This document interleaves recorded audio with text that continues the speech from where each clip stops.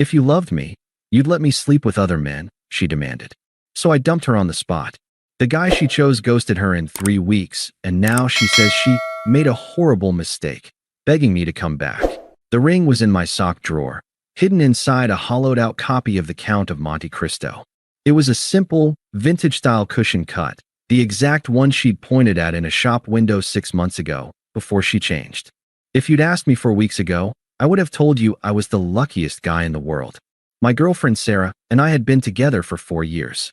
We had the kind of relationship people aim for, a comfortable, worn-in kind of love built on stupid inside jokes, forever memorialized as the Great Mustard Incident of 2022, and a perfectly synced Google Calendar. I'm an architect. I build things to last. I design foundations, support structures, and futures. I was doing the same with us. I had the ring. I had the 5-year plan. I even had a secret folder on my desktop with Zillow listings for houses just outside the city, the kind with a small yard for the dog we said we'd get. Then, about 2 months ago, Sarah started her Ascend seminar. It was one of those weekend-long, $1,000 self-actualization workshops run by some guy with a man bun and a messiah complex. His name was Liam. I'd seen a picture of him on her new, aggressively spiritual Instagram feed. He looked like a guy who sold counterfeit Yeezys and called himself a thought leader. At first, I was supportive. She'd been laid off from her marketing job 6 months prior, and it had hit her hard. I remember her sobbing into my chest, her confidence shattered. I held her, stroked her hair, and told her, "It's not you against the world, Sarah. It's us. We'll figure this out. We." I paid the rent and bills for those months without a second thought, cooked dinner every night, and told her to take her time. So when she asked to use our savings for the Ascend seminar, I said yes. I thought it would help her rebuild. Instead, it started to dismantle us. The Sarah who came back was different. She was distant, and she spoke in a new, alien language. Everything was about energetic misalignment or holding space. If I asked a simple question like, "Did you take the trash out?" I get a response like, "I don't have the emotional bandwidth for that request right now, Mark. You need to respect my truth." I try to make her laugh with one of our old jokes, and she'd give me this pitying little smile, as if I was a child she'd outgrown. "What's going on with you?" I asked her one night, about a week ago. She sighed, a long, theatrical, put-upon sound. "I'm just on a different journey now, Mark. I'm discovering my authentic self. The work I'm doing with Liam. It's profound. You're just not evolved enough to get it." Not evolved. I repeated, the words feeling sour in my mouth. "I'm the guy who flosses your hair out of the shower drain. What's evolved mean?" She just shook her head, and that was that. A wall had been built between us, and she was on one side with her truth, while I was on the other, apparently with the trash. I figured it was a phase. I thought the real Sarah was still in there, and that the ring in my sock drawer would be the thing to bring her back. I was a fool. It was a Tuesday night. I'd gotten a promotion at work, a big one. I came home wanting to celebrate, maybe open that nice bottle of wine we'd been saving. I was thinking about the ring again, thinking maybe I should just move up the proposal. I walked in, and she was on the sofa, bathed in the blue light of her phone, her thumb scrolling endlessly. "Hey," I said, dropping my keys in the bowl. "I've got great news." "Hmm? Oh, cool," she said, not looking up. I'd cooked dinner, a pasta dish she used to call her favorite. I plated it, put it on the table, and waited. She didn't move. "Sarah, dinner's ready." She sighed, as if I'd just asked her to solve a complex algorithm. She put her phone down, screen first, and sat at the table. She pushed the pasta around with her fork.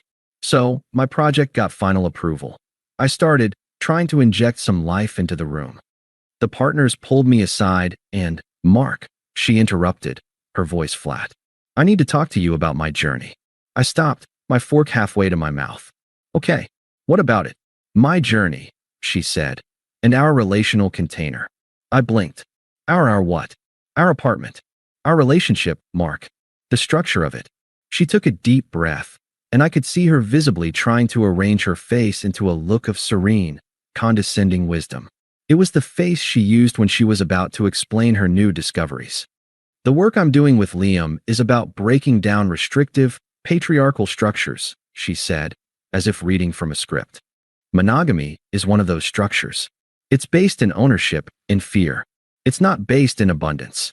My stomach went cold. I put my fork down. Sarah, what are you talking about? I'm talking about my truth, she said, her voice gaining a bit of an edge. I've developed a deep, an energetic and intellectual connection with Liam. He sees my true self. He's my guide in this. The air left my lungs. The great news I had, the promotion, the ring, it all just shriveled up and died. Are you? I had to force the words out. Are you asking me if you can sleep with him? She scoffed. A sharp, ugly, impatient sound. God, you're so reductive, Mark. It's not sleeping with him. It's an expansion. It's about me being allowed to explore all facets of my being without being caged. Honestly, it would be good for us. It would make me a better, more fulfilled partner for you. The logic was so twisted, so utterly self-serving, I couldn't speak. I just stared at her. I stared at the woman I'd held while she cried about a layoff, the woman I was planning to build a life with, and I felt nothing. It was like a switch had been flipped. The warmth was just gone. No, I said. My voice was quiet, but it cut through the room. What? The answer is no. That's a deal breaker, Sarah. I'm not evolving into that. Her zen facade didn't just crack, it exploded. Her face, which had been set in that smug, serene mask, twisted into something ugly and furious. This was the real Sarah, the one who'd been hiding behind the buzzwords. This is exactly what I'm talking about, she snapped, her voice rising. Your insecurity. Your control. You're trying to cage me. You're trying to own me just like you own this apartment. Just like you own everything. I'm not trying to own you, Sarah. I just don't want to be in an open relationship. But it's what I need to be happy. It's what I need to be fulfilled, she yelled, standing up now. You don't get it. You claim you love me, but you're too weak and paranoid to really love someone. She was breathing hard, her eyes flashing. And then, she said the words that ended everything. If you loved me, you'd let me sleep with other men. You'd want me to be happy. There was a long, ringing silence. The sound of the fridge humming rushed in to fill the vacuum. I looked at her, really looked at her. The woman I loved was gone. She had been hollowed out and replaced by this arrogant, deluded stranger who was standing in my kitchen demanding a hall pass like a teenager. She was still breathing hard, her chest puffed up with self-righteous anger, waiting for me to break. Waiting for me to yell, or cry, or beg. Waiting for the insecure man to prove her right. So I gave her the one thing she never saw coming. I smiled. A small, tight, sad smile. You're right, I said, my voice perfectly level. Her face instantly relaxed, shifting into a smug, victorious look. She thought she'd won. See, she said, her voice dripping with condescension.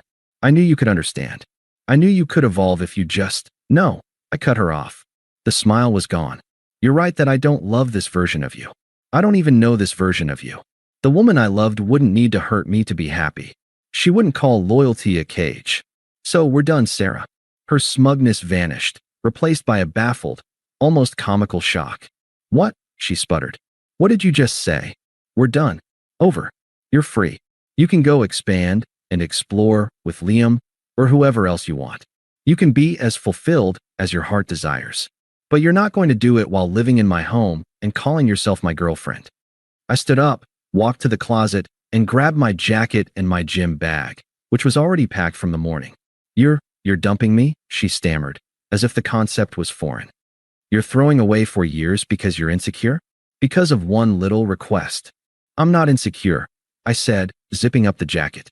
I just have self-respect. And you just told me I'm not enough. I'm choosing to believe you. Mark, you can't be serious. You're making a huge mistake. You made the choice, Sarah. You just didn't have the guts to call it a breakup. So I'll do it for you. I pulled my keys from the bowl by the door. I'll stay at my brother's. I want you out by the weekend. Leave your key on the counter. Mark, wait, she shrieked, the anger and panic finally mixing. You're just going to walk out? You'll be back. You'll be begging me to come back in a week when you realize what you lost. I paused at the door, one hand on the knob, and looked back at her. The pasta I'd cooked was getting cold on the table. The bottle of wine I'd bought to celebrate was still on the counter. The only mistake I made, I said, my voice dead calm, was wasting my money on the ring in my sock drawer. I didn't slam the door. I closed it quietly, clicked the deadbolt, and walked away. I heard her scream my name from the other side, a muffled, furious sound. I just kept walking and never looked back. The first few days were numb. I operated on a cold, clinical autopilot. I called my brother, who just said, "Her loss, man. My couch is yours." I called our landlord and explained that my tenant was moving out, and I needed to start the paperwork to have her removed from the lease. I went to our joint bank account, the one for utilities and groceries, and transferred my half of the money out. Then I sent her a single, final Venmo request for her half of the last electric bill. The note just said, "Final total." I changed my passwords. Netflix, Amazon, Hulu, Spotify. The digital untangling of a life. On Friday, 3 days after the breakup, I had a moment of weakness. I typed her name into the Instagram search bar. Her profile, which had been quiet for a week, had a new post. It was from 2 days ago, the day after I left. It was a picture of her and Liam. They were at a winery, clinking glasses, his arms snaked possessively around her waist. She was smiling, that same smug, enlightened smile. The caption was the final nail in the coffin. Finally embracing my truth with someone who isn't afraid of it. Sparkle's so blessed to be on this journey with a partner who understands that love isn't about possession, it's about expansion. Hashtag evolved, hashtag ascend, hashtag authentic, hashtag my truth. It was a gut punch. I'd be lying if I said it wasn't. To see my 4 years of loyalty and support discarded and mocked in less than 48 hours, it stung. But mostly, I felt a profound sense of relief. It was validation. I hadn't lost her. I'd escaped her. I blocked her. On everything. I blocked Liam. I blocked the Ascend seminar page. I scrubbed my life clean of her. The next day, Saturday, I went back to the apartment with my brother. She was gone. She'd left the key on the counter, just as I'd asked. The place felt empty, but it felt clean. I spent the weekend clearing out her things, the half-used bottles of shampoo, the yoga mat she'd only used twice, the live laugh love sign she'd hung in the kitchen. I threw it all in trash bags. Then, I went to the jeweler. I returned the ring. The money went straight into my savings account. I redirected all that future energy. I threw myself into the new project at work, clocking late hours not because I was sad, but because I was focused. I started a brutal new routine at the gym, channeling all that numb, restless energy into deadlifts and squats. I reconnected with friends I'd been neglecting because I was always trying to manage Sarah's journey. My life became quiet. It became mine. About 3 weeks after the breakup, I got a text. It was from Qley, a mutual friend. "Qley, hey Mark, you okay? Haven't heard from you in a while." Me, "Hey Qley, I'm doing really well, actually. Thanks for asking. Focusing on work and hitting the gym. Hope you're good." A few seconds later, the 3 dots appeared. "Qley, well thank God. I'm so glad to hear you say that. Because, listen, I feel like you deserve to know. Sarah is an absolute train wreck." I stared at the text, feeling nothing. No joy, no pity. Just curiosity. Me, what happened? "Qley, that Liam guy was a total fraud. He's married. Apparently, he does this to a new woman at every Ascend seminar. Got her to pay for a bunch of advanced spiritual coaching sessions, like thousands of dollars, Mark. Strung her along for 3 weeks, and then just ghosted her. Blocked her number, kicked her out of the program, and disappeared. Her new friends from the seminar all turned on her, too. Called her a homewrecker. She's broke, and she's been blowing up my phone all week. I read the message. I read it again. I thought I would feel something. Anger. Vengeance. Schadenfreude. I felt nothing. It was like reading a news story about a stranger in another country. It was information and nothing more. Me. That's a tough situation for her. I typed, then paused, and added, me. Anyway, are you and Mike still on for trivia next week? I think I can finally make it. For the first week after Qley's text, there was nothing. Silence. I figured Sarah was too humiliated or too busy trying to find her next guide to bother with me. I was wrong. She was just regrouping. The first attempt was predictable. It started with a text from an unknown number. I hadn't blocked her, just deleted her contact. I decided, with a kind of cold, clinical curiosity, that I wanted to see the entire life cycle of this disaster. I wanted to watch the train wreck from a safe distance. Unknown. Hey, I was in my kitchen, blending a post-gym protein shake. I looked at the text, didn't respond, and went back to the blender. 5 minutes later, another one. Unknown. I know you heard what happened. Can we please talk? I poured the shake into a glass and drank it. An hour later, the first crack. Unknown. Mark, I miss you so much. I was such an idiot. I saved the contact under a new name. Do not answer. The next day, she escalated. She couldn't get to me, so she tried to get to my guilt. Phase 2, the flying monkeys. I was at my desk, deep in the zone, finalizing a set of blueprints for the new project. My phone rang, another number I didn't recognize. I assumed it was a contractor and answered professionally. This is Mark. Mark? Oh, thank God, honey. It's Carol, Sarah's mom. My blood went from room temperature to ice water in half a second. She had always been nice to me, but in that way that felt conditional, the "you're a good provider for my daughter" kind of nice. Hello, Carol, I said, my voice flat, all professional warmth gone. Mark, I'm so worried about Sarah. Her voice was a high, saccharine whine. She's not eating. She's broken. That monster, what he did to her, it's just criminal. She told me everything. He completely manipulated her. She was already spinning the narrative. Sarah wasn't a cheater, she was a victim. And I was the guy who was supposed to rescue her. She needs you, Mark, Carol pleaded. She loves you. She just got confused by that awful man. She knows she made a mistake. She just needs her rock back. I leaned back in my chair, looking at the blueprints on my screen. The solid, logical, predictable lines of a foundation. I'm sorry she's having a hard time, Carol, I said, my voice as cold and hard as concrete. But that is not my concern anymore. Our relationship is over. The fake sweetness evaporated instantly. Not your concern, she snapped, her real voice, sharp and entitled, finally coming out. After everything we did for you? After we treated you like family? You're just going to abandon her when she's at her lowest? When she's been abused? What kind of man are you? I didn't justify. I didn't argue. I didn't explain. The kind who doesn't get taken for granted, I said. Please don't call me again, Carol. I hung up before she could respond. I blocked her number. I took a sip of water and went back to designing a load-bearing wall.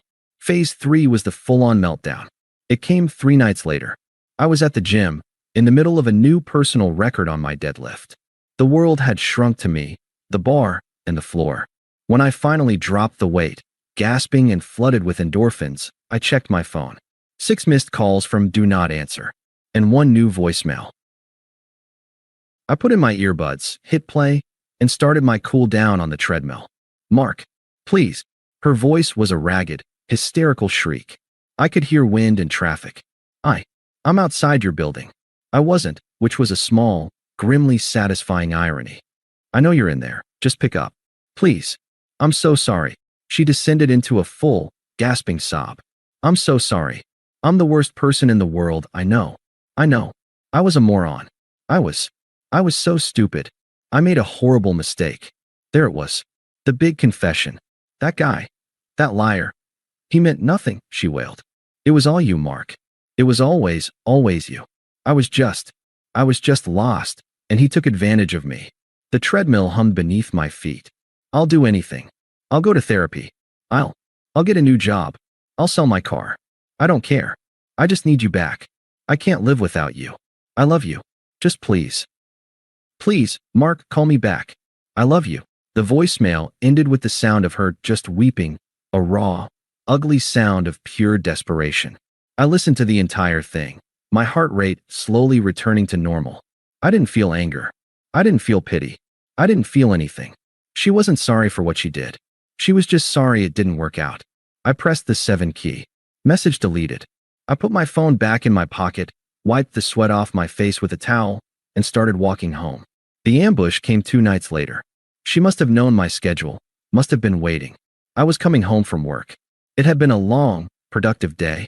I'd been formally given the new project, which came with a corner office and a significant raise. I was wearing a new, perfectly tailored suit. I felt good. I felt solid. I was carrying my leather briefcase in one hand and a bag of healthy Thai takeout in the other. As I walked up the path to my building's lobby, a figure detached itself from the shadows by the entrance. Mark. It was Sarah, but it wasn't the evolved, glowing, smug Sarah from the winery photo. This Sarah was a wreck. Her hair was a greasy, unwashed knot on top of her head. She was wearing the same stained sweatpants and hoodie she'd probably been in for days. Her face was puffy, her eyes red-rimmed and bloodshot. She looked like the physical embodiment of a bad decision. The power dynamic of our entire 4-year relationship flipped on its axis in that 1 second. She looked at me, in my new suit, and saw everything she'd thrown away. I looked at her, in her misery, and felt nothing but the urge to get inside and eat my dinner. "Sarah," I said, my voice calm. I didn't stop walking, just sidestepped her to get to the key fob sensor. "You shouldn't be here. This is my building. You need to leave." "No. Wait." She lunged and grabbed my arm, the one holding my briefcase. Her grip was weak, desperate. "Please. Just look at me. Mark, look at me." I stopped. I turned. I looked. "I'm looking, Sarah. I'm a mess," she cried, fresh tears starting to spill. "I'm broken. Don't you even care? Look at what he did to me. Look at what he made me do." "No," I said, my voice quiet but absolute. "He didn't make you do anything. You did this." I gently, but firmly, detached her hand from the sleeve of my suit. "But I love you," she insisted, her voice climbing back toward hysteria. "That's what I'm trying to tell you. I made a mistake, the biggest mistake of my life. But I love you. I'll prove it. Tell me what to do, and I'll do it. Anything, Mark. I'll be the perfect girlfriend again, I swear. I'll be anything you want." This was the moment. The final test. The old me would have caved. The old me would have seen the tears, felt the guilt, and tried to fix her. But the old me was gone. I'd buried him under a pile of deadlifts and new blueprints. "I'm happy now, Sarah," I said, and the simplicity of the statement hung in the air between us. "What?" she whispered. "I care about my peace. I care about the life I've built since you left." I looked her dead in the eye, my voice devoid of all emotion. "What you're feeling isn't love. It's regret. And you're not crying because you miss me. You're crying because your plan B failed." She recoiled, as if I'd slapped her. "No, that's not true. You already told me the test for love, Sarah," I said, cutting her off. "You gave me the rule, remember? In our kitchen. You said, if you loved me, you'd let me do what makes me happy." I gestured to my suit, to the secure glass door of the lobby behind me, to my life. "I'm happy now. My life is quiet. It's stable. It's mine. So, if you ever loved me, at all, you'll let me be happy." I turned my back to her and raised the fob to the sensor. "And you'll leave." I heard a sharp intake of breath behind me. The tears stopped. I knew what was coming. The zen was gone. The victim was gone. Now, finally, the true colors. You bastard," she hissed, her voice a low, venomous rasp. "You cold-hearted bastard. After everything, you're just nothing. You'll be alone forever. You're not evolved enough to love anyone." I didn't turn around. The sensor beeped, and the heavy glass door unlocked with a soft click. "Goodbye, Sarah." I walked into the bright, warm lobby. The door slid shut behind me, its lock engaging with a final, definitive thud. I didn't look back to see her standing in the dark. I didn't need to. I walked to the elevator, pressed the button for my floor, and pulled my phone out. I sent a text to my brother. "Thai food. You in?" By the time the elevator doors opened, she was already just a bad memory on the other side of the glass.